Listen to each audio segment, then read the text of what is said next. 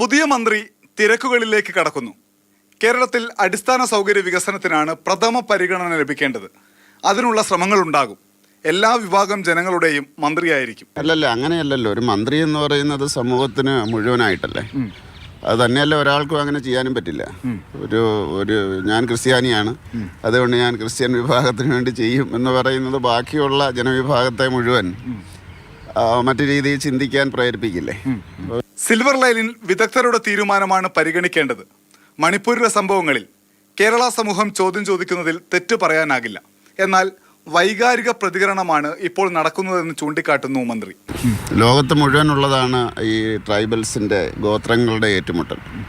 അതിൻ്റെ അകത്ത് വേണമെങ്കിൽ മതത്തെ ഉൾപ്പെടുത്താം, അല്ലെങ്കിൽ പ്രദേശത്തെ ഉൾപ്പെടുത്താം, വർണ്ണത്തെ ഉൾപ്പെടുത്താം, അങ്ങനെയൊക്കെ സംഭവിക്കാം. പക്ഷേ ഗോത്രങ്ങൾ തമ്മിലുള്ള കുടിപ്പക അത് ഒരുപക്ഷെ കേരളീയ സമൂഹം പോലെയുള്ളവരെ അല്ല മറ്റുള്ളിടത്ത് പറഞ്ഞ് മനസ്സിലാക്കാൻ സാധിക്കില്ല. കേന്ദ്ര മന്ത്രിസഭയിലെ കേരളത്തിന്റെ പ്രാതിനിധ്യം സ്വാഗതാർഹമെന്ന് സിറോ മലബാർ സഭ പ്രതികരിച്ചു.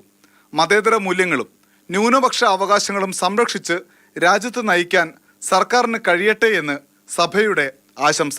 ജിഷ്ണു ബാലകൃഷ്ണനൊപ്പം ഡൽഹിയിൽ നിന്ന് അനൂപ് ദാസ്, മാതൃഭൂമി ന്യൂസ്.